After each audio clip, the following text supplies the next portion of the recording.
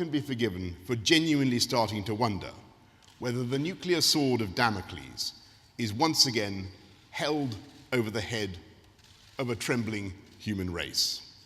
The answer is partly that many countries wisely decided after the war that they were going to take shelter under the nuclear umbrella provided by the United States. Nations in both Europe and in Asia opted for this protection, a commitment that must be rated one of the greatest contributions by America to the unprecedented epoch of peace and prosperity that we have all been living through. I should observe that some European countries found themselves under a rival umbrella provided by the Soviet Union, though at that stage they had no choice in the matter. It was that American offer, that guarantee, that made possible the global consensus embodied by the 1970 Nuclear Non-Proliferation Treaty. We should remember that just before it was signed in 2015, Iran had enough centrifuges and low-enriched uranium to be only months away from producing the essential material for at least one nuclear weapon. Let us remember what the consequences would have been for Iran and the world if Tehran had gone down that road. Never mind the response of Israel, or indeed the United States, to the fact of nuclear weapons in the grip of the Iranians, a regime that has been capable of blood-curdling rhetoric about the mere existence of the Zionist entity. A nuclear-armed Iran would have placed irresistible pressure on neighboring countries to up the ante and to trigger an arms race in what is already one of the most volatile regions of the world. Imagine all those mutually contaminating, sectarian, dynastic, internecine conflicts in the Middle East today. Then turn the dial and add a nuclear arms race. Think of the nightmare that deal has avoided.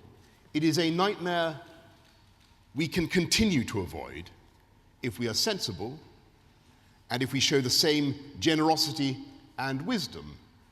But that does not mean for 1 minute that we should write Iran off, or that we should refuse to engage with Iran, or that we should show disrespect to its people. On the contrary, we should continue to work to demonstrate to that population in Iran that they will be better off, under this deal and the path of re-engagement that it prescribes. That Rex Tillerson has specifically opened the door to dialogue. He's tried to give some sensible reassurances to the regime to enable them to take up this offer. Remember the 4 no's that have been offered by the South Korean president and reinforced by the US Secretary of State. No seeking regime change in North Korea, no seeking to force the collapse of North Korea's regime, no seeking to deploy US forces beyond the 38th parallel, no attempt to accelerate the reunification of Korea. These are the commitments that we hope will encourage Kim Jong Un to halt his nuclear weapons program, to come to the negotiating table and thereby to take the only path that can guarantee the security of the region as a whole. But Kim Jong Un and the world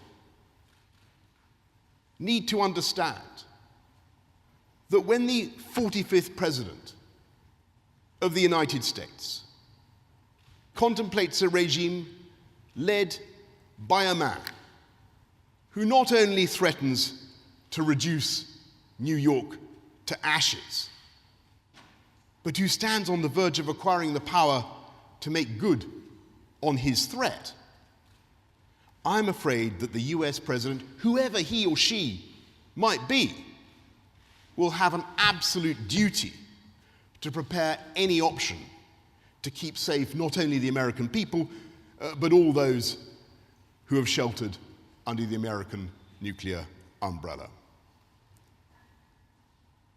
And I hope Kim will also consider this, that if his objective is to intimidate the US into wholesale withdrawal from East Asia, then it strikes me that his current course might almost be designed to produce the opposite effect. We are one of the handful specifically recognized by the NPT to possess such dreadful weapons, and we do so not just in the name of our own security, but via NATO for the protection of dozens of our allies.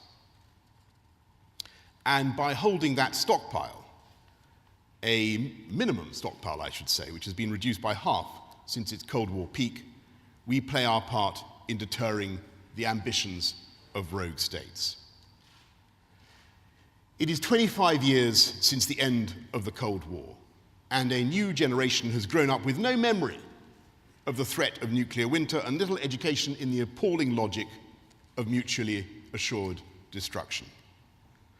The offer that the Prime Minister made at Florence, and I remind you that the entire British cabinet is united around every dot, comma, syllable of the Florence speech. We think it's an excellent text, it's an excellent basis on which to proceed, and we hope our European friends and partners agree. I trust everybody has read, all you foreign policy junkies, you've all read the Florence speech, haven't you? I don't think anybody can conceivably want a military solution to this problem. And indeed, I know many who have studied the matter find it very hard to see how the nuclear solution, how a military solution might play out. I mean, and yet, clearly, it must remain on the table. There must be the possibility of some kind of military option. There is a spectrum of things that could be done. That possibility must at least theoretically be maintained on the table, which is why I said it was the duty of any president of the United States, given the threat that his or her country could face from a nuclear-armed North Korea. It is the duty of the president at least to explore those military options and to keep them on the table.